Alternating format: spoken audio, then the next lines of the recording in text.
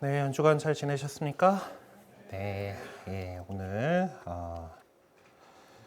이제 예수님 이야기를 해 나가는 가운데에서 이제 우리가 하나님 나라를 선포하신 예수님에 대해서 배웠고, 이제 그 예수님께서 우리를 위해서 당신 스스로를 바치신 이야기를 오늘 해보도록 하겠습니다. 여덟 번째 시간 예수 그리스도의 순환과 죽음에 대해서 함께 공부할 텐데요. 오늘도 시작 기도로 우리 신앙 고백 기도문 사도신경 함께 바치도록 하겠습니다. 성부와 성자와 성령의 이름으로 아멘. 전능하신 천주 성부 천지의 창조주를 저는 믿나이다. 그 외아들 우리 주 예수 그리스도님 성령으로 인하여 동정 마리아께 잉태되어 나시고 본시오 빌라도 통치 아래에서 고난을 받으시고 십자가에 못 박혀 돌아가시고 묻히었으며 저승에 가시어 사한날에 죽은 이들 가운데서 부활하시고 하늘에 올라 전능하신 천주 성부 오른편에 앉으시며 그리로부터 사니와 죽은 이를 심판하러 오시라 믿나이다. 성령을 믿으며 거룩하고 보편된 교회와 모든 성인의 통공을 믿으며 죄의 용서와 육신의 부활을 믿으며 영원한 삶을 믿나이다. 아멘. 성부와 성자와 성령의 이름으로 아멘.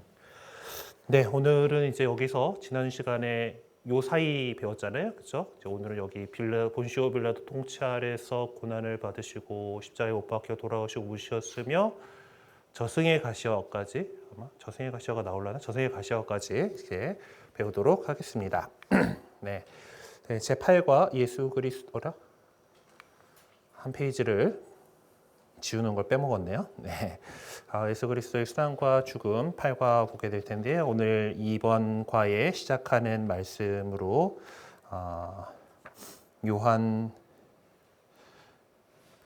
요한복음 3장 16절에서 17절 말씀 다시 들어보도록 하겠습니다. 하느님께서는 세상을 너무나 사랑하신 나머지 외아들을 내주시어 그를 믿는 사람은 누구나 멸망하지 않고 영원한 생명을 얻게 하셨다. 하느님께서 아들을 세상에 보내신 것은 세상을 심판하시려는 것이 아니라 세상이 아들을 통하여 구원을 받게 하시려는 것이다. 네, 이제 이런 예수님께서 우리 가운데 하느님께서 이제 지금 성자 아들에 대해서 배우고 있잖아요. 그러니까 우리가 하느님 삼위일체라고 얘기를 하는데 그거에 대해서는 이제 나중에 성령까지 공부를 한 다음에 말씀을 더 자세하게 드리겠습니다만은 하나님의 아들이신 예수 그리스도께 우리 주 예수 그리스도께서 이 세상에 오신 이유, 세상을 너무나 사랑하신 하나님께서 당신 외아들을 우리를 위해서 내주셔서 그를 믿는 사람이 영원한 생명을 얻게 하려는 것이다라는 그 말씀을 이제 요한 복음사가가 우리에게 전해주고 있는 것이죠.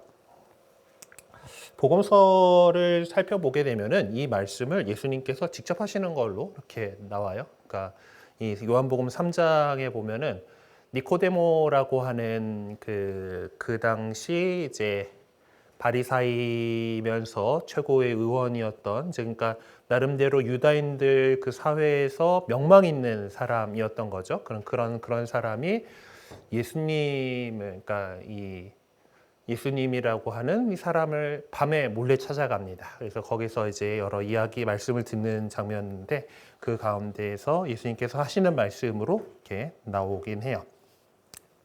자, 한 페이지 넘겨가지고 본문 들어가 보도록 합시다. 그래, 어린 시절 장난을 치다가 뜻하지 않게 이웃집의 유리창을 깨면 책 쓰신 분이 마주 개구진 분이기는 한데 유리창을 좀 깬 적이 있는 모양이에요. 어쨌든 우리는 어머니 치마 속으로 달려가 숨었습니다.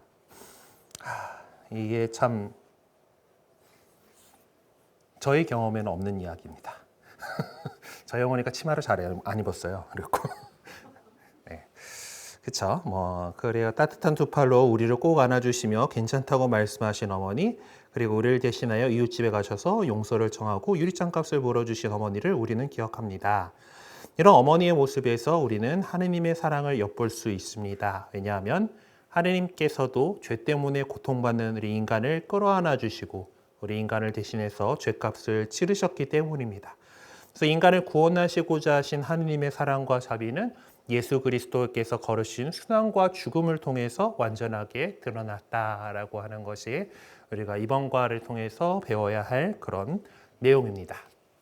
지난 시간에 예수님께서 오셔서 하나님 나라를 선포하시고 이제 그 기쁜 소식, 이 복음을 선포를 하시면서 그리고 메시아의 시대가 도래했음을 하느님의 나라가 시작되었음을 알려주는 것으로서 많은 기적들을 행하시고 좋은 가르침들을 주시고 그렇게 해서 사람들이 많이 좋아했었습니다마는 예수님을 거부한 사람들도 여전히 있었죠.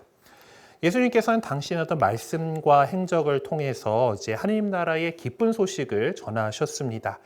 많은 사람들이 예수님을 믿고 따르기 시작했지만은 일부 유다인들은 그분의 가르침을 제대로 깨닫지 못한 채 그분을 반대하기도 했습니다. 좀 잘 차려입은 그런 사람들이죠. 뚱한 표정으로 이렇게 보고 있습니다. 왜냐하면 사실 그분의 어떤 가르침, 예수님의 가르침이 그 당시 기득권층이 바라보기에는 자신들의 기득권을 뭔가 해친다라고 여겨질 만한 그런 행동들이었기 때문에 그래요. 그러니까 그들이 죄인들로 취급하고 이렇게 내쳤던 사람들, 뭐 세리라던가 그 세리들에게도 이제 예수님께서 다가가서 당신의 제자로 삼으시고 이제 이런 모습들, 그리고 그 창녀라고 하는 사람들한테도 그런 죄 지은 사람들한테도 어떤 사랑으로 감사하시는 그런 모습들을 이제 보면서 그 공생활 초기 때부터 당대의 종교 지도자들이 예수님의 가르침을 거부하였고 이제 그분을 없애버리려고 그런 뜻을 모으기까지 했던 것을 볼 수가 있습니다. 사실 이제 그들에게 이제 예수님이 눈엣 가시 같은 존재였기 때문에 그래요. 그래서 세리나 창녀같이 구원받을 수 없는 함께 가까이 계셨고 마귀를 쫓아내시고 죄를 용서하시고 막 그랬습니다. 그래서 그 유다교 사회에서 가장 중요하게 여겼던 안식일법이나 뭐 정결례법이나 이런 것들까지도 그 핵심이 뭐냐, 그 안식일법이 있는 이유가 뭐냐라는 것을 이제 많이 강조를 하시면서 그 사람들이 안식일을 지키기 위해서 세부적으로 정해놓은 많은 것들이 있었단 말이에요. 그런 것들을 뛰어넘는 그런 모습을 보여주셨던 거죠. 그러니까 그들은 그렇게 철저하게 뭔가 율법을 지킨다라고 하는 그것으로 인해서 자기들의 권위를 갖는다라고 하는데 예수님께서는 그것을 뛰어넘으시는 거예요. 이제 그런 모습들을 자꾸 이렇게 보고 그러니까 이제 자기들의 어떤 전통, 권위, 어떤 사고방식 같은 것들을 완전히 뒤엎는 것이다라고 여기게 된 것입니다. 그래서 이 사람들은 예수님께서 마귀에 사로잡혔다. 저 힘은 마귀 우두머리의 힘을 빌려서 하는 거다라는 이제 그 거짓 소문들을 퍼뜨린다던가 이제 그리고 뭐 하느님을 모욕했다, 뭐 거짓 예언자다, 뭐 이제 이렇게 비난을 하기도 했습니다. 하지만 예수님께서는 그들의 어떤 위선과 기만을 더 꾸짖으시고 그리고 율법에 담긴 참된 하느님의 사랑을 가르쳐 주시면서 하느님 나라를 받아들이기만 하면 어떤 그 받아들이기 위한 전적인 회개를 이제 그동안의 어떤 삶에서 벗어나서 다시 하느님 나라에 합당한 사람이 되기 위한 그런 회개를 가르치시고 그 어떤 행동으로 뭔가 이렇게 실적을 쌓아가지고 뭔가 그런 뭐 구원을 받는다 이런 것이 아니라 어떤 그 마음을 하느님께로, 그 율법의 핵심이라고 할 수 있는 하느님 사랑과 이웃 사랑을 얼마나 어떻게 잘 지킬 것인가 그쪽으로 이렇게 그 율법의 세부적인 그런 하나하나를 이렇게 지켜내야 된다라는 그런 것보다 핵심이 무엇인가, 그리고 그 핵심인 사랑을 잘 살아가는 것을 가르쳐 주셨죠. 자, 그러다 보니까 예수님께서는 그런 그 기득권층들로 인한 반대에 이제 사로잡혔고 결국 그들이 위험을 여기니까 예수님을 제거하기로 결심을 했습니다. 이렇게 예수님께서는 순환과 죽음의 길을 걸어가시게 돼요. 예수님께서는 당신의 이런 행동들로 죽임을 당하게 될 것임을 이미 알고 계셨습니다. 그래서 제자들에게 당신께서 많은 고난을 받으시고 십자가에 못 박혀 돌아가시게 될 것을 3번씩이나 예고를 하셨죠. 그래서 이제 마르코복음 여러분들 열심히 쓰고 계실 건데 거기에도 보면은 한 3번, 3군데에 걸쳐서 당신이 그렇게 돌아가실 것이다. 백성들의 지도자들에게 몰려가지고 이제 고난을 받게 될 거고 죽게 될 것이다라는 것을 말씀을 하셨습니다. 우리 예수님께서는 당신이 겪게 될 이 순환과 죽음을 기꺼이 받아들이셨습니다. 왜냐하면은 그것이 바로 하느님께서 당신께 맡기신 사명이고 모든 일을 구원으로 이끄는 길이다라는 사실을 잘 알고 계셨기 때문이죠.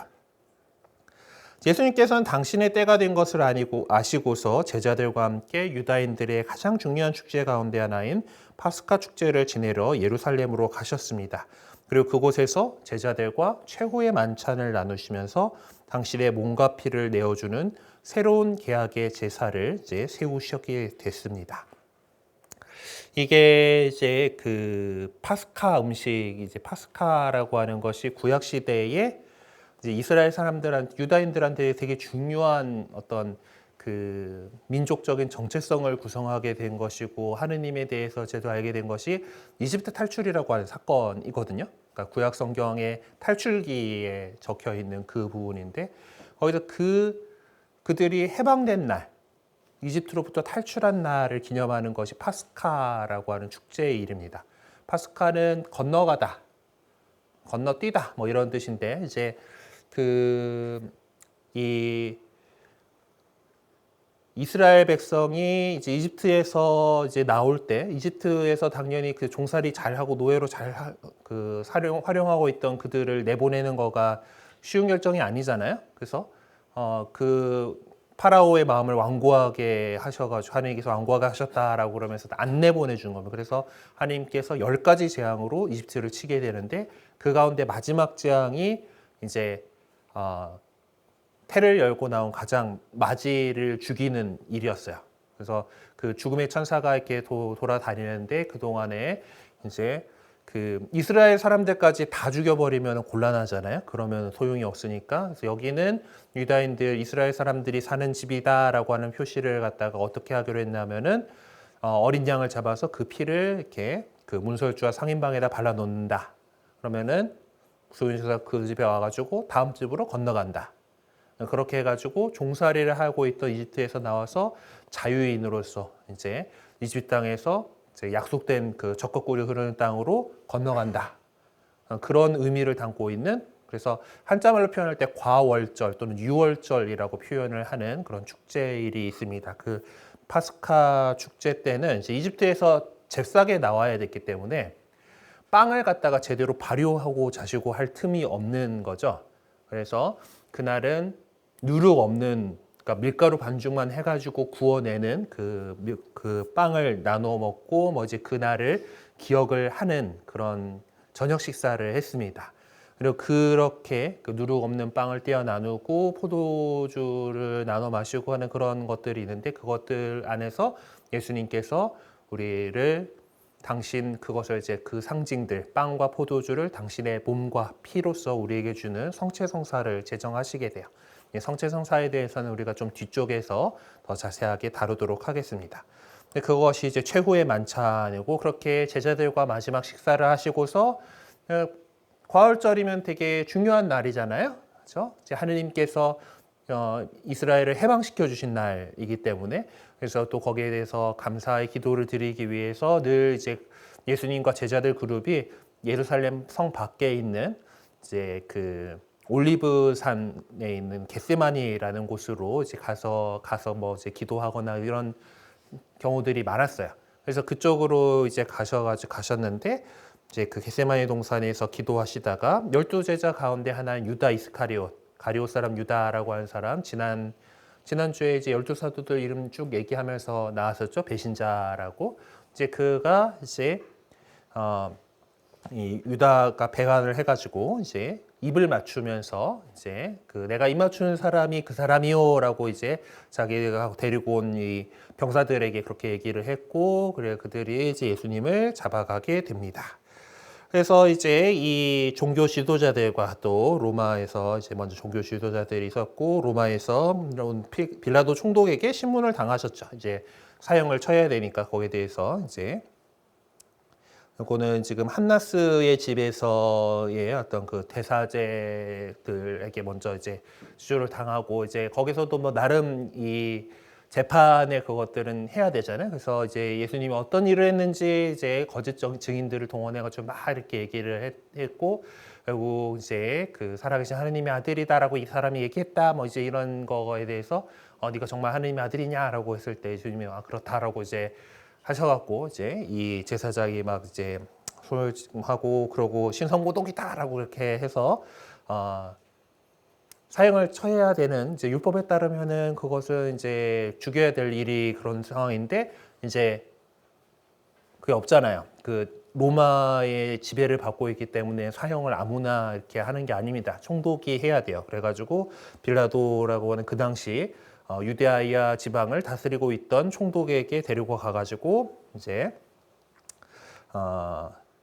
죽게 그렇게 합니다. 거기서 이제 뭐 여러 가지 그 거짓 증언들 때문에 이제 그 사형 선고를 받게 되는데 복음서에서 이 부분들을 보면은 이 빌라도가 예수님을 신문을 해보니까 이 사람이 그냥 저들이 얘기하는 그런 것도 아니고 일단 자기가 따라야 되는 로마법에 따라서는 딱히 사형에 처할 만한 그런 것도 아니라고 판단을 했어요. 그래갖고는 내질이나 해가지고 놔줄 생각이다 막 그랬는데 이 군중이 십자가에 못 박으시오라고 이렇게 외치는 바람에 그래서 이제 축제일이잖아요. 그날이 이제 그 유다인들의 중요한 축제일이기 때문에 어떤 관례에 따라서 특별 사면이 이루어지는 게 있습니다. 죄수 하나를 풀어주는 관례가 있었기 때문에 야, 이 사람 풀어줄까 아니면은 강도고 살인자였던 바라빠라는 사람 풀어줄까 했는데 그 사람들이 바라빠요 하고 이렇게 그 외치는 바람에 결국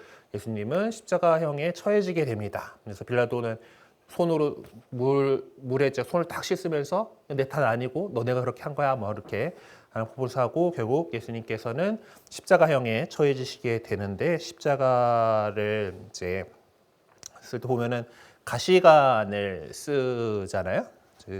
뭐 표현들 뭐 영화적 표현인데 이것도 이제 패션 오브 크라이스트에 나오는 거고 가시관을 쓰셨다라고 이렇게 표현이 돼요. 보면은 그 가시나무로 관을 엮어가지고 이제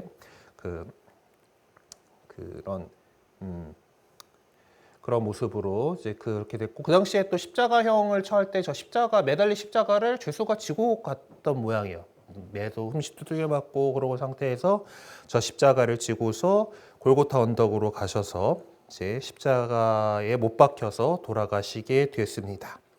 그래서 이렇게 숨을 거두신 예수님의 시신은 이제 예수님을 따르던 제자들의 요청으로 이제 장례를 지내게 되죠. 그래서 내려온 그 예수님의 시신을 가까운 곳에 있는 어떤 돌무덤에다가 모셨다라고 그러니까 바위를 깎아서 만든 무덤에 모셨다고 해요. 이스라엘 그 동네 사람들의 어떤 그 무덤을 만드는 풍속은 이제 이렇게 이제 그 공원에 이제 시신을 안치하는 그런 곳이 있습니다. 그리고 그 안에다가 보통 이제 돌을 굴려서 막거나 여기 있는 이 사진에서처럼 돌을 쌓아서 그 입구를 막아요. 그러고 나서 많이 세월이 지나면은 뼈만 남겠죠. 네, 뼈가 나오면은 그 뼈들을 추스려 가지고 따로 공동묘지에다가 모시는 방식으로 보통 장례를 지냅니다. 그래서 예수님께서 돌아가셨으니까 이제 나름대로 이제 장례를 지내 가지고 급하긴 했죠. 시간이 좀 급했어요. 이게 예수님께서 돌아가시는 날이 이제 안식일 전날이라고 해요. 그래서 지금 안식일은 지금의 토요일이거든요. 오늘날 우리 일정으로 하면 토요일에 해당하는 날인데, 그래서 금요일 날 돌아가시게 되는데 예수님께서 숨을 거두시는 것이 대충 오후 3시 정도로 나옵니다. 그러니까 그 뭐 9제시로 또 이렇게 해가지고 오후 3시가 됐을 때 예수님께서 숨을 거두신 것으로 했는데 유대인들의 어떤 그 날짜 세는 관습은 해가 지면은 다음 날이 시작되는 거예요. 그러니까 금요일 날 저녁에 해가 지면은 그때부터 안식일인 거죠. 안식일에는 뭐 일하면 안 되지 않습니까? 어디 멀리 갈 수도 없어요. 그리고 뭐 그런 날에 뭐 이제 이 장례를 지내고 하는 그런 것들을 제대로 제대로 그런 것들을 하면 안 되는 날이에요. 근데 생각해보면 안식일이라고 사람이 안 죽을 것 같지는 않은데 어쨌든 뭐 그렇게 돼가지고 급하게 장례를 지내게 됩니다. 가까이 있는 동산에 이제 마침 새로 판 그 무덤이 있어가지고 거기다가 예수님을 모시게 되었어요. 자, 그렇게 돼가지고 예수님께서 못 박혀 돌아가신 이 십자가가 이제 그 전까지는 어떤 이 죄인을 처형하는 도구였던 거죠. 특히 십자가형에 처하는 것은 로마 시민은 십자가형으로 사형에 처하지 않습니다. 네. 지난주에 이제 12사도와 이제 그 뒤에 더 사도가 된 이제 우리 명동성당 앞쪽에 보면은 재단하에 이제 사도들 그림이 있다고 말씀드렸잖아요. 그 사도들 가운데 이제 베드로 사도와 더불어 가지고 우리 교회에 되게 두 기둥이라고 할 수 있는 분이 바오로 사도가 있으신데, 바오로 사도는 로마 시민권자예요. 그래서 베드로 사도와 바오로 사도가 네로 황제의 어떤 박해 때 순교를 당하신 것으로 이렇게 알려지고 전해지고 있는데, 그때 베드로 사도는 속주 출신의 그냥 그런 사람이잖아요. 그렇죠? 로마 시민권자가 아니죠. 근데 바오로는 로마 시민권자로 태어난 사람이에요. 그래서 베드로는 십자가에 못 박혀서 순교를 하게 되고 바오로는 참수형으로 순교를 하게 됩니다. 그래서 바오로 사도의 성화를 보시게 되면은 긴 칼을 들고 있는 것으로 묘사가 돼요. 칼을 들고 있습니다. 어쨌든 십자가형은 그 로마 시민한테나 하지 않는 그런 그만큼 되게 고통스러운 사형 방법이기 때문에, 그것도 이제 어떤 그 주인을 배반하고 주인을 죽인 노예라든가 속주에서 반란을 일으킨 사람이라든가 이제 이런 사람들을 그 어떤 본보기 삼아서 처형하는 방법이에요. 그러니까 홀딱 벗겨가지고 이제 이렇게 매달아 놓는 거잖아요. 잘 봐라라고 하는 거고, 위에다가 죄명패 붙이죠. 이 사람이 이런 짓을 저질러가지고 이 꼴로 죽는 거야. 그리고 십자가형이라는 게 생각보다 빨리 안 죽습니다. 예수님께서는 그나마 그 대충 이제 보면은 이제 순한 이야기들을 보시면 아시겠지만 한 9시쯤 못 박히셔가지고 이제 한 6시간 정도 이러고 했는데, 최장 기록은 사흘까지 버틴 사람도 있다고 해요.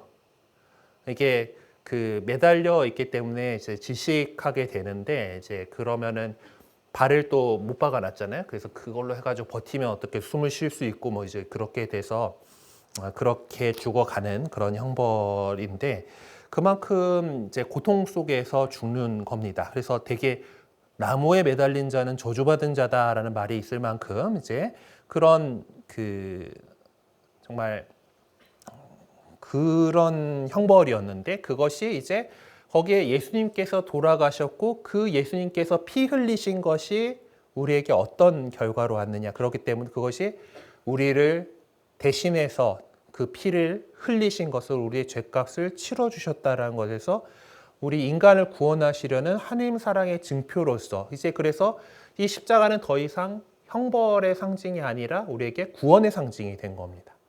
예수님께서 이런 모습으로 우리를 위해서 못 박혀서 돌아가셨어라는 것을 기억하고 그것이 우리 구원의 상징이 되는 것이죠. 하여튼 이제 그 십자가에서 이제 이제 하나님 아버지의 뜻을 따르기 위해서 그 뜻인 우리 인간의 구원을 하나님께서 구원하시길 바라는 인간들에 대한 사랑으로 순환과 죽음을 예수님께서는 기꺼이 받아들이시고 십자가의 길을 묵묵히 걸어가셨습니다.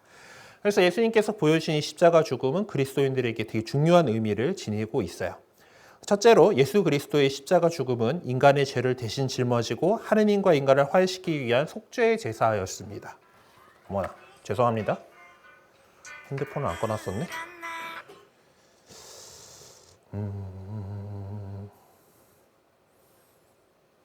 정신이 없었어요.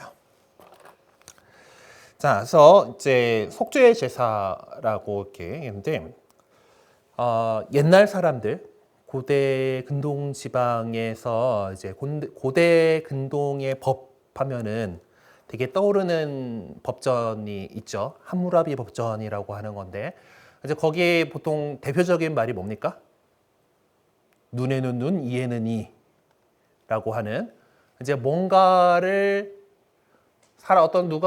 어떤 사람이 눈을 망가뜨렸으면 그 사람의 눈을 망가뜨린다. 그러니까 그 이를 한 대 부러뜨렸으면은 이를 하나 부러뜨린다. 이제 이런 식으로 그대로 갚아준다라고 하는 것이 동태복수법이라고 하는 법률입니다. 지금의 우리는 그게 대단히 잔인하게 느껴지는 그런 법률입니다만은 그 당시엔 대단히 발전한 사회 제도였죠. 왜냐하면은 우리가 초등학생 때는 짝꿍하고 같이 이제 책상을 쓰잖아요. 지금 우리 있는 책상처럼. 이제 그러면 막 놓고 이제 가운데 금 그어 놓고 넘어오면은 뭐 이제 이렇게 들어간다던가 아니면 한 대 맞는다던가 뭐 이제 그렇게 되는데, 아니면은 친구들 사이에서 이렇게 막 한 대 때려요. 딱밤을 한 대 살짝 했다 그러면은 그 다음에 돌아오는 거는 그 강도입니까? 그거보다 셉니까? 세죠. 점점 세집니다. 인간이란 게 그런 거예요. 복수를 하면은 더 많이 갚아주려고 합니다. 그래서 동태복수법이라고 하는 것은 네가 당한 그만큼만 갚아줄 수 있어라는 거예요. 네, 근데 사실 잘 안 지켜지죠. 네. 근데 어쨌든 이제 그런 의미에서 저 시대의 더 옛날에 그쪽 지역의 어떤 사고 방식은 누군가 죽을 죄를 저질렀어요. 죄를 저질렀으면 그 죄값을 치러야 돼요. 피를 흘렸으면 피를 봐야 돼요. 근데 사람이 그렇다고 해서 모두 다 그런 거에 따라서 다 자기 피를 흘려가지고 어떻게 갚을 수가 없잖아요. 그렇게 할 수는 없기 때문에 보통 짐승을 잡아가지고 그 어떤 이제 제물로 바칠 이제 어린 양 같은 짐승을 이제 잡아가지고 그 짐승한테 자기 죄를 뒤집어 씌우고 그 피를 흘림으로써 누군가 내 대신 피를 흘리는 그 제사를 통해서 죄를 용서받는다라고, 그렇게 죄값을 치른다라는 그런 개념이 있었습니다. 자, 그것을 하느님께서는 이제 완전히 그런 속죄 제물을 바치기 위해서 당신 스스로가 제물이 되어서 피를 흘리신 거예요. 예수님께서 가장 완전한 제물로서 가장 완전한 제사장의 가장 완전한 제단에서 바친 제물, 그 제사라고 해서 당신을 스스로 바쳐서까지 그 죄값을 치르신 거예요. 왜냐하면은 우리 인간 스스로 그 죄값을 치를 수가 도저히 없었기 때문입니다. 아담의 죄로부터 쌓여온 그 인간의 그 죄를 갖다가 우리 인간이 어떻게 할 수가 없었기 때문에 하나님께서 우리 같은 인간이 되어 오셔서 그 많은 이들의 몸값으로 자기 목숨을 바치러 오신 거죠. 그래서 이 예수님은 하느님과 우리 인간 사이에 완전한 화해를 위한 제사를 바치기 위해서 당신 자신을 대속의 희생제물로 내어놓으신 것입니다.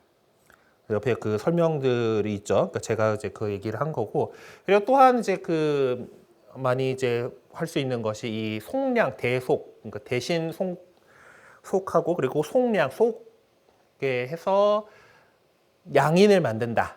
그러니까 우리가 죄를 저질렀을 때 인간이 죄의 종살이를 하고 있다라고 하는 개념으로 받아들여. 종살이를 하고 있는 사람을 갖다가 해방시켜주기 위한 방법은 무엇이 있겠습니까? 종은 일단 재산으로 취급이 됐잖아요. 그 노예는 어떤 주인의 재산으로 취급이 됐기 때문에 그 노예한테 그 몸값을 치르고 그걸 삽니다. 그러면 내가 소유권을 갖게 되면은 자유롭게 해줄 수 있죠. 풀어주는 건 주인의 마음이니까. 그러려면은 그렇게 종살이하고 있는 누군가를 풀어주기 위해서는 몸값을 치르고서 그를 자기의 소유가 되게 한 다음에 자유롭게 해줄 수가 있는 겁니다. 그래서 죄악의 종살이를 하고 있던 우리 인간을 하나님께서는 당신 생명을 바치셔서 그것으로 우리의 몸값을 치르시고 우리를 자유롭게, 이제 죄악의 종살이가 아니라 하느님의 자녀로서 자유롭게 해주셨다라고 하는 것이 대속 또는 속량이라고 하는 개념이에요. 그래서 그것을 바로 이루신 것이 이 십자가 제사다라는 겁니다. 그리고 둘째로 우리 그리스도인에게 십자가 죽음, 치욕과 고통, 나약함이 아니라 인간에 대한 하나님 사랑의 극치이자 그분 사랑의 완전한 표징이 된 것입니다. 예수님께서는 친구를 위하여 그 목숨을 내놓는 것보다 더 큰 사랑은 없다라고 말씀하시면서 이제 우리를 그냥 종이 아니라 친구로서 대하시고, 그리고 그 친구들을 위해서 당시 목숨을 내놓으시는 그 큰 사랑을 우리에게 주신 것이죠. 그렇게 해서 하느님 아버지에 대한 당신의 사랑과 우리 인간에 대한 하느님의 사랑을 당신의 그 죽음으로써 증명해 주신 것이 또 십자가의 그 사건입니다. 또한 예수님께서 걸어가신 십자가의 길은 바로 우리가 걸어가야 할 신앙의 길입니다. 예수님께서는 누구든지 내 뒤를 따라오려면 자신을 버리고 제 십자가를 지고 나를 따라야 한다라고 말씀하셨습니다. 그래서 우리 그리스도인들은 삶 속에서 끊임없이 자기 안에 있는 거짓된 사랑과 왜곡된 욕심들을 버리고 하느님과 이웃을 온전히 사랑함으로써 자기에게 주어진 십자가의 길을 충실히 걸어가는 사람이 되어야 합니다. 그래서 하느님께서 베풀어 주시는 자유, 평화, 기쁨, 참된 행복은 오로지 자신을 비우고 그 안에 하느님의 사랑을 채우는 희생을 통해서만 얻을 수 있는 것이에요. 그래서 예수님께서는 우리를 위해서 이 십자가의 순환과 죽음을 겪으시면서 우리가 당신의 발자취를 따를 수 있도록 본보기를 남겨주신 것이라고 할 수가 있겠습니다. 그런 것이기 때문에 십자가가 바로 우리 그리스도교의 상징이 된 것이죠. 네, 십자가가 그렇게 됐죠. 자, 아까 말씀드렸지만은 십자가는 원래 이제 로마 제국 시대에 죄인들이 사형을 처할 때 사용하는 사형 틀이었습니다. 네, 그래서 그 로마 시민에게는 적용되지 않고 반란한 노예나 식민지 사람들에게만 적용되는 것이죠. 그래서 근데 이제 유다 종교 지도자들은 예수님께 이제 하느님을 모독한 자라는 그런 죄명을 씌웠어요. 근데 이제 그것은 로마법에 따라서 뭔가 십자가형이든 사형에 처할 수 있는 그런 죄가 아니죠. 그러니까 로마 입장에서는 저기 속주에 있는 사람들이 믿고 있는 신에 대한 신성 모독이야. 그거 사형까지 처할 일이야? 라고 생각을 하는 거죠. 자, 그렇지만은 이제 그렇기 때문에 이제 근데 죽여야 된다고 지금 이렇게 사람들이 와가지고 난리를 치고 이제 이러다가는 소요가 일어날 것이 분명해 보이는 그런 상황 속에서 이제 그 얘기한 것이 유다인의 임금이다라고 하는 정치적 죄목을 씌운 겁니다. 이 사람은 유다인의 임금이다. 그러니까 유다인들의 그러니까 임금이라는 것은 어떤 권력에 대한 건데 속주잖아요. 그 속주의 권력은 로마 제국에 있는 거고 그 로마 제국의 권력은 황제에게 있는 상황인데 감히 임금이라고 참칭했다라고 하는 것으로서 그 죄목을 쓴 거지요. 그래서 정치적인 어떤 죄목입니다. 근데 이제 그렇게 해서 사형을 선고했는데 이런 고통과 치욕의 상징이었던 십자가는 예수님의 부활로 인해서 완전히 새로운 의미를 갖게 되었습니다. 그래서 십자가는 우리를 위하여 당신의 목숨까지 내어주신 예수님의 순환과 죽음을 또 그 십자가를 통해서 예수님께서 이루신 구원을 의미하는 우리 그리스도교의 상징이 된 것이죠. 자, 그럼 십자가의 어떤 그 상징들을 좀 한번 살펴보게 될 건데요. 십자가 위에는 보면은 INRI라고 하는 그런 그 글자가 적혀 있습니다. 우리 여기 있는 십자가도 자세히 보시면 위에 종이 두루마리를 이렇게 해가지고 딱 해서 INRI 돼 있고 나무판으로 이렇게 되어 있다고 그래요. 자, INRI라고 하는 이것은 라틴어로 예수님의 죄목을 쓴 그 유다인들의 임금이라는 그 죄명으로 예수님이 돌아가셨다고 했잖아요. 그래서 여기에 어떻게 적혀 있었냐면은 예수스 나자레누스 렉스 유데오룸이라고 하는 단어 그 라틴어 약자입니다. 책에 잘 적혀 있어요. 아무튼 예수인데 우리 보통 지저스 하면 J로 시작하는 것으로 이렇게 많이들 생각하시죠. 근데 라틴어에서 I나 J나 같은 글자입니다. 그러니까 사실 J라고 하는 알파벳이 생긴 이유가 I를 갖다가 적는데 누가 좀 이제 멋부린다고 좀 길게 쓴 거가 유래가 돼가지고 나온 거라고 해요. 그래서 영어에서는 I하고 J하고 발음이 다르죠. 다른데 라틴어라던가 어떤 유럽 언어들에 보면 거의 같아요. 제가 이제 고등학교 때 독일어를 했는데 독일어에서 yes에 해당하는 야는 JA하고 씁니다. 네. 그래서 그런 것처럼 이제 그래서 라틴어에서는 I하고 J하고를 구분하지 않아요. J로 쓸 수도 있고 I로 쓸 수도 있습니다. 어쨌든 예수라고 하고 나자렛 사람의 나자렛의 예수라고 하는 사람인데 그 사람이 왕이야. 렉스 유대오름, 유다인들의 왕이다라고 하는 나자렛 사람 예수다라고 하는 것이 죄명이었는데 역설적이게도 빌라도 입장에선 이거는 조롱하려고 쓴 죄목일 거예요. 하지만은 우리가 예수님을 그리스도 왕이라고 표현하는 거 마찬가지로 메시아는 그리고 어떤 기름 부음 받은 이라고 하는 뜻에서 특히 어떤 다윗의 왕권을 세울 사람으로서 이제 받아들여 왔잖아요. 또 그런 임금으로서의 그분의 정체성을 오히려 드러내게 되는 그런 죄명패가 되어버린 거죠. 요한복음에 따르면은 이 죄명패는 히브리어, 그리스어, 라틴어로 적혀 있었다라고 이렇게 전해지고 있고, 그래서 그 나름 열심히 고증에 충실하게 만들려고 한 패션 오브 크라이스트라고 하는 영화가 있잖아요. 거기 보면 이렇게 이 죄명패를 박는 그런 장면이 나오는데 그 요한복음에 그 따라서 이제 여기는 히브리어, 요 글자 처음 보는 글자들 많죠. 이제 히브리어 그리고 요거가 이제 라틴어 그리고 여기가 그리스어로 이렇게 적은 것을 볼 수가 있습니다. 그래서 이 INRI라고 하는 것이 이제 십자가 위에 이렇게 붙어 있고 나자렛 사람 예수, 유대인들의 임금이라는 그런 뜻입니다. 자, 그리고 예수님에 대해서 상징하는 것들 가운데에 이제 나중에 부활 시기가 되면은 부활초가 있을 거고 여러분들이 세례를 받을 때도 부활초가 놓이게 되는데 그 부활초에 흔히 있는 상징으로 알파요 오메가라고 하는 표현이 있어요.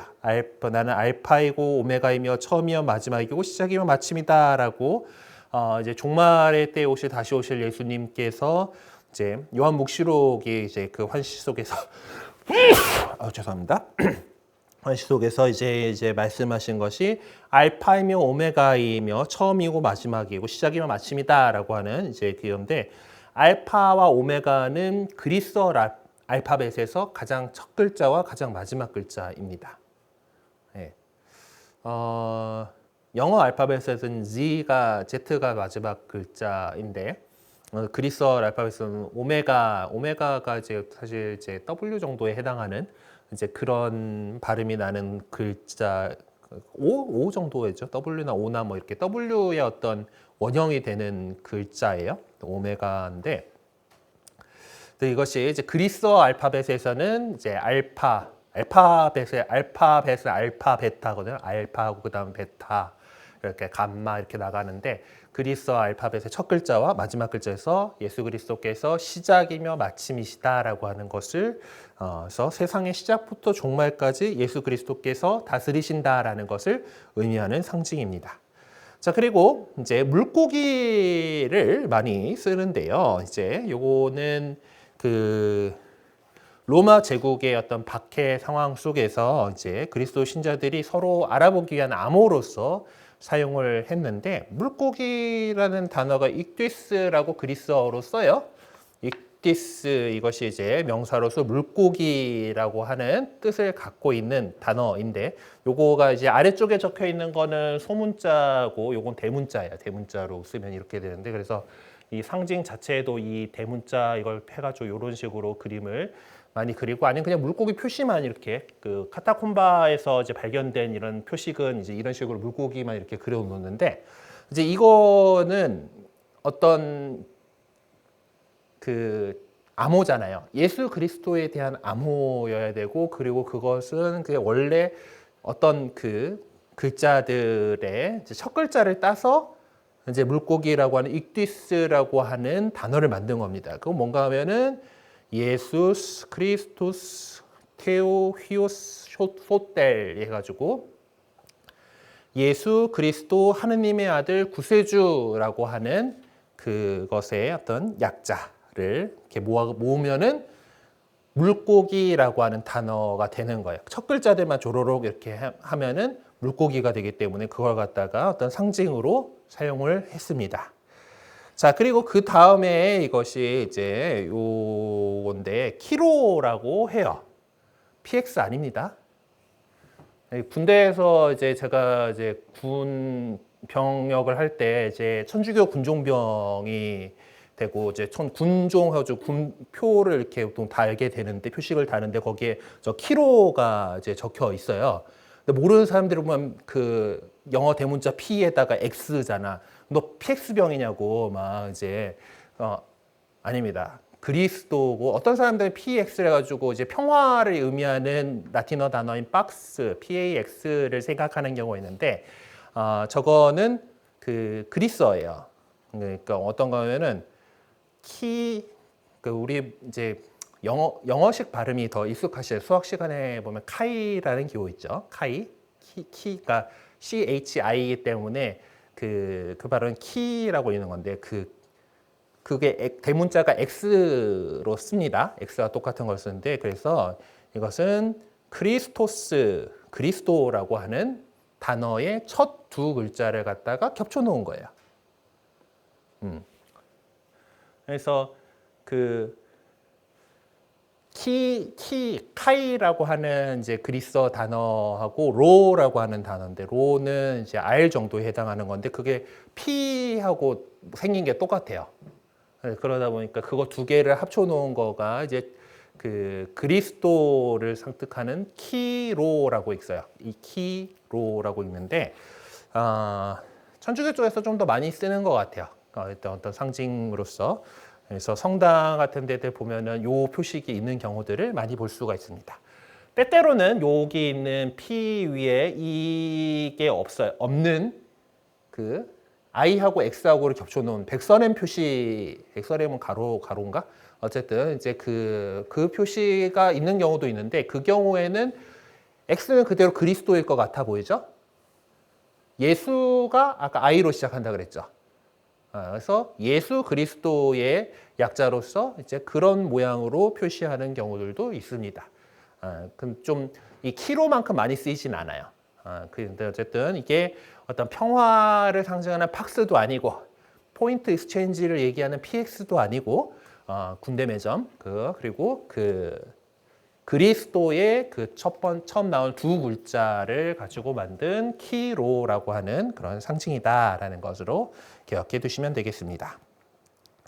자, 그리고 이제 우리 신자들은 예수님의 이 십자가의 길을 묵상하기 위해서 십자가의 길 기도라는 것을 바치곤 해요. 이제 예수님께서 이제 그 빌라도에게 사형 선고를 받으시고 그 십자가를 지고 가셔서 십자가에 못 박히셨던 그 과정들을 갖다가 제일 좋은 거는 이제 예루살렘에 가가지고 거기서 이제 이렇게 돌아보면서 성지 순례를 하면 참 좋겠는데 중세 시대에는 예루살렘이 이제 이슬람권이었잖아요.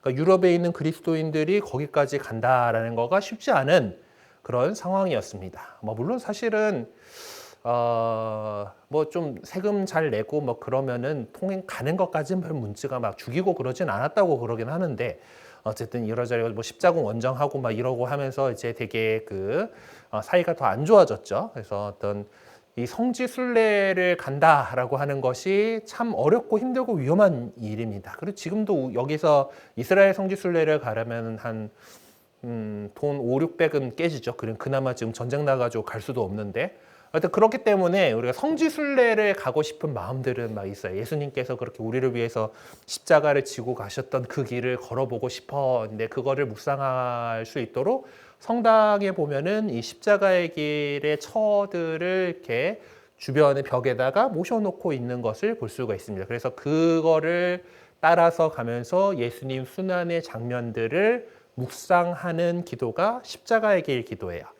요거는 이제 사순 시기가 되면은 우리가 한 3월달, 그러니까 2월 중순부터 이제 사순 시기라고 하는 이제 예수님의 부활을 기다리면서 예수님의 순환과 이 죽음을 묵상하면서 우리의 잘못을 뉘우치는 그 은총의 사순 시기를 지내게 되는데 사순 시기의 금요일이라던가 아니면은 특히 예수님께서 돌아가신 것을 기념하는 성금요일 같은 때에는 이 십자가의 길 기도를 많이 해요.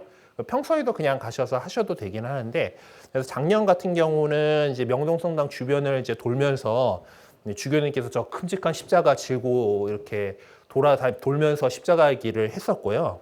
보통은 그냥 이 안쪽에서 이렇게 행렬용 십자가를 이제 가져가면서 십자가의 길 기도를 합니다.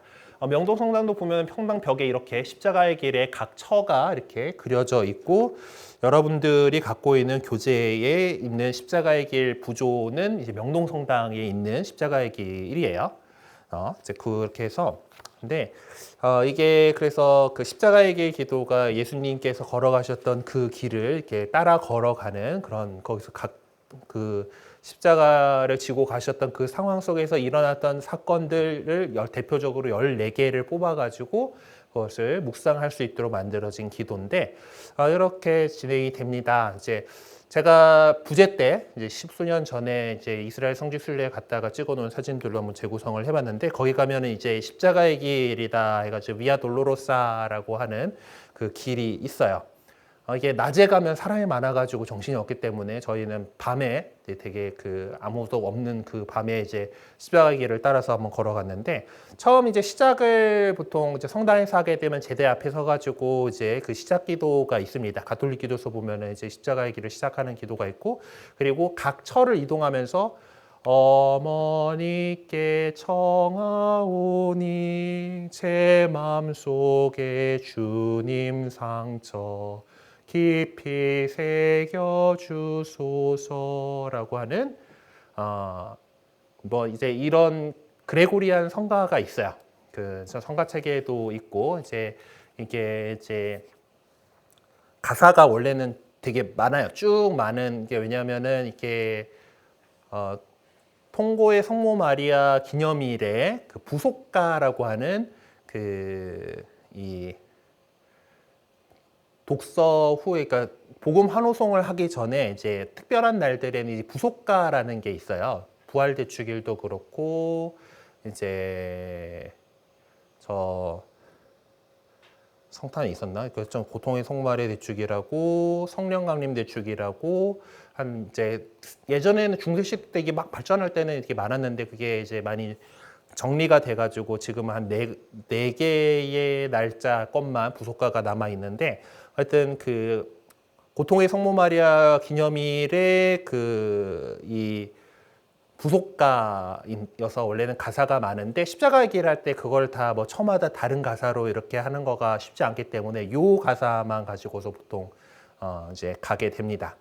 그래서 이제 1처에가 이제 그 예수님께서 사형 선고 받으심을 묵상하는 그런 곳이에요. 여기가 이제 그 총독 관자가 있었던 자리다라고 전해지는 곳이고 그래서 쭉 걸어가다 보면은 이제 지금은 또 이제 예루살렘 구시가지가 많이 변화했기 때문에 어떤 예전에 꼭 그 자리인지 뭐 정확히 모르지만은 가면은 요런 동그랗게 해가지고 뭔가 붙어 있습니다. 이제 그것들 각 처 이름인데 두 번째 처에서 예수님께서 십자가 지심을 묵상합시다. 그러니까 아까 총독 관저가 있던 그곳에서 조금 이동해가지고 있는 그런 곳이고요. 그리고 좀 가다 보면은 예수님께서 첫 번째 넘어지심을 묵상하는 그 장소가 나옵니다. 여기도 보면은 그 동그라미 방패가 있죠. 여기 이제 로마자로 3이 좀 더 살짝 요 사진 보이죠? 이제 그리고 그 옆에 바로 옆에서 예수님께서 성모님을 만나심을 묵상하는 4처가 있고요. 또 이제 한참 또 이렇게 가다 보면은 또 이렇게 5처가 있는 자리가 있는데 5처는 시몬이 예수님을 도와서 십자가 지심을 묵상합시다를 짐을 묵상합시다라고 하게 됩니다. 예수님께서 이제 겨우 힘겨워 하고 있으니까 이제 누군가 이제 지나가던 떡대 좋은 사람을 갖다 붙잡아가지고 이렇게 너 같이 져 이렇게 해서 이제 가게 된 거예요. 시몬이라고 하는 키레네 사람이 이제 그 예수님과 함께 십자가를 지는 게 되고요. 또 이제 골목길을 쭉 가다 보면은 여기는 동그란 거가 저기 위에도 이렇게 있고 여기는 뭐 이제 6처라고 그 6스타시오 스테이션이라고 스타시오라고 하는데 그래서 베로니카가 수건으로 예수님의 얼굴을 닦아드림을 묵상하는 그런 장소가 있습니다. 이것도 골목길을 열심히 가다 보면은 7처가 나오죠. 7처에는 보니까 이제 요 안에다 또 조명을 넣어가지고 7이 제대로 안 보이게 되는데 어쨌든 7처에서 예수님께서 두 번째 넘어지신 것을 묵상을 하게 되고요. 또 열심히 가다 보면은 8처가 있습니다. 제 8처에서 예수님께서 예루살렘 부인들을 위로하심을 묵상합니다. 그리고 또 열심히 가다 보면은 9처가 있는데 네, 9천은 예수님께서 세 번째 넘어지심을 묵상합시다 나오고, 그리고 나서 10처부터는 이제 거의 골고타 언덕 가가지고 생기는 일들이기 때문에 한 성당 안에 다 들어가 있어요. 무덤 성당이라고 불리는 그런 곳인데, 이제 거기에 가 보면은 이제 10처가 예수님께서 옷 벗김 당하심을 묵상하는 곳이고, 그 안에 가면은 우리 명동 성당 보면은 이제 좌우 날개에 작은 제대가 또 있죠. 옛날 성당들에는 제대가 가운데 중심 제대가 있고 곳곳에 이제 소 제대들이 있어가지고 이제 그곳에서 따로따로 미사를 하는 경우들이 많았어요. 지금은 이제 그게 폐지됐기 때문에 한 성당 안에서는 무조건 하나의 미사가 봉헌이 되어야 되고, 옛날 소 제대들은 이제 그냥 자리만 있고 보통 그 위에 어떤 성화나 이런 것들이 있는데, 이제 그 옛날 성당들은 그런 곳들이 많아가지고 이 성당 안에 가 보면은 그 각 곳곳의 어떤 그 스테이션, 이제 이 처에 해당하는 제대들이 다 있고, 재밌는 거는 우리 그리스도교가 여러 교파로 나뉘어 있잖아요.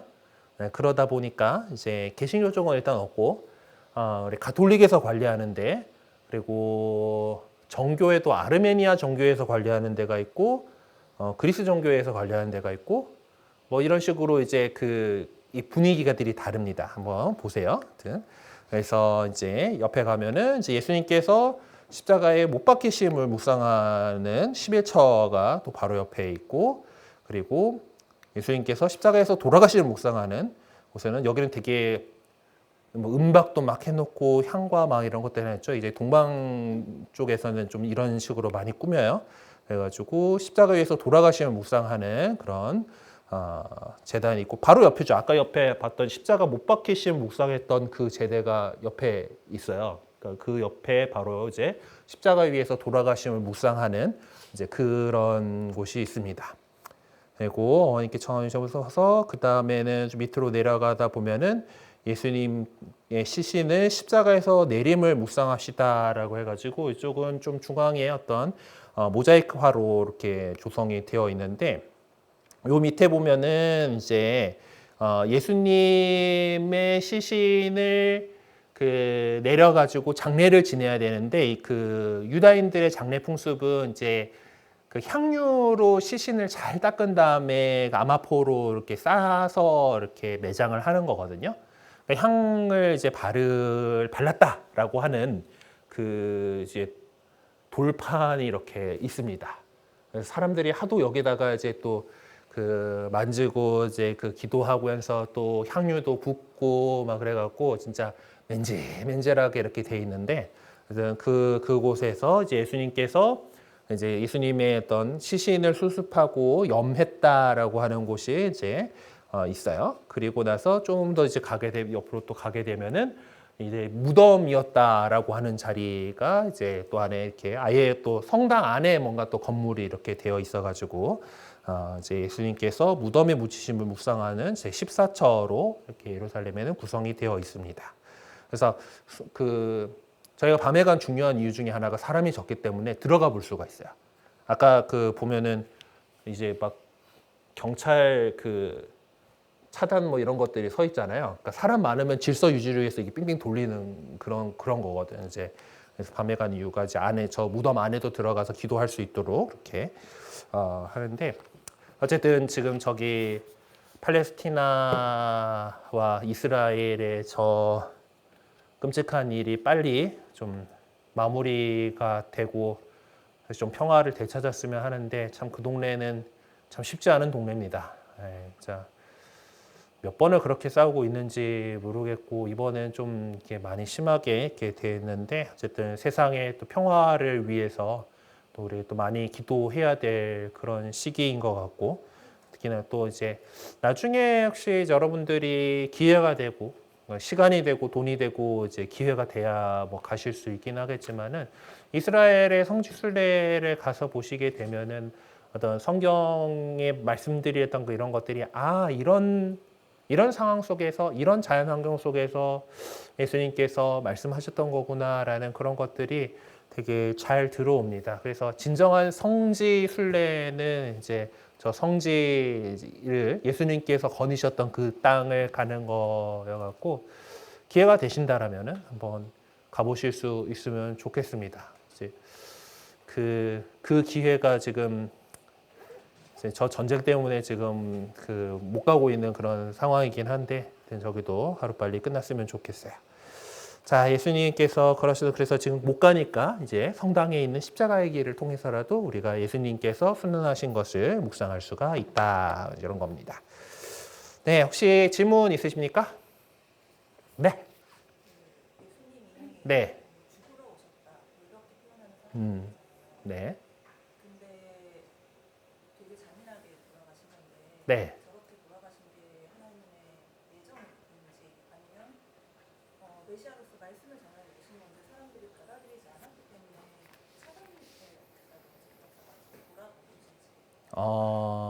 뭐 정확한 건 우리가 하나님 나라 가서 물어봐야 되겠지만은 우리 성경에 표현되어 있는 것들을 바탕으로 하면은 예수님께서 알고 계셨던 것으로 보입니다.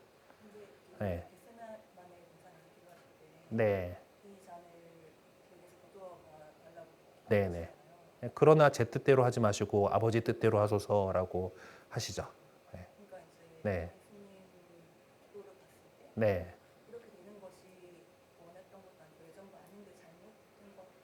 잘못돼서 그런 거보다 그런 표현들은 예수님께서 아버지 하실 수만 있다면 이 잔을 제게에서 거두어 주십시오라고 기도하는 것에서 우리가 보통 바라보게 되는 묵상하게 되는 것은 예수님 역시 참 인간이시다라고 하는 그런 부분이에요. 그러니까 사실 그 고통에 대해서 이미 알고 계시는 거잖아요. 하느님이시기 때문에 어떤 일이 일어나는지 그것들을 그리고 참 인간으로서 그것을 그 같은 인간이 겪게 되는 그것과 똑같이 겪어야 된다라는 것에 대해서 알고 계시고 그것을 가능하면 안 했으면 하는 그런 인간적인 마음 역시 있다라고 하는 것에서 이제 그 장면을 보통 해석을 하게 되고요. 하지만은 그것이 제 뜻대로가 아니라 아버지 뜻대로, 당신 뜻대로 하소서라고 하는 것에서 예수님께서 끝까지 순종하셨다. 이제 그런 아버지 하느님의 어떤 그 계획, 이제 그 하느님으로서 당신이 사랑하는 그 인간을 구원하시기 위해서 이 세상에 오신 그 사명을 저버리지 않고 그렇게 끝까지 희생하시고 사랑하셨다라는 것을 우리가 배울 수 있는 그런 장면이라고 생각합니다. 그리고 그렇게 교회가 믿어오고 있어요. 그리고 또 이제 그 예수님에 대한 여러 가지 이단들이 잘못된 생각들이 교회의 역사 안에 이미 옛날부터 많이 있었습니다. 그러니까 나중에 이제 그 삼위일체에 대해서 아마 할 때도 말씀드리게 될 것 같은데 이제 이 예수님을 어떻게 바라보느냐.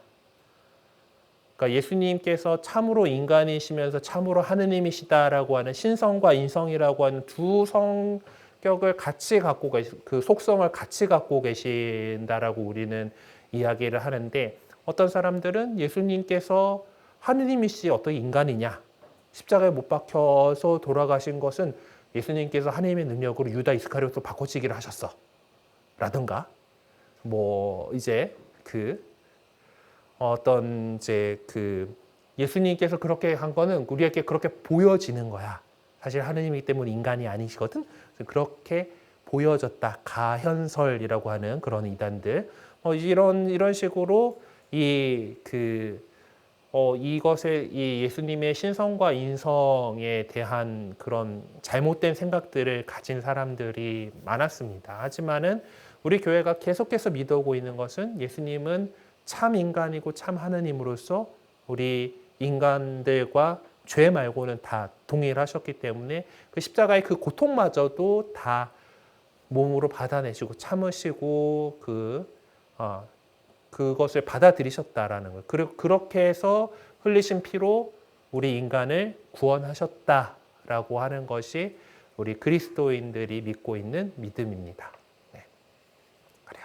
답이 되셨다면 좋을 것 같아요. 그리고 여러 가지 상상들을 많이 해볼 수 있는 부분들이긴 한데요. 네. 우리가 믿고 있는 것은 그렇게 정말 고통스러운 걸 알고 계셨지만은 그 아버지 하느님의 뜻을 이루기 위해서 기꺼이 십자가를 지셨다.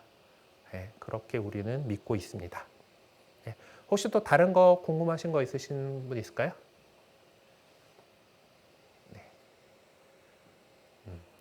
네, 그래요. 오늘 이제 우리가 십자가에 못 박혀 돌아가시고 죽으시고 묻히신 그 예수님의 순환에 대해서 함께 살펴보았습니다.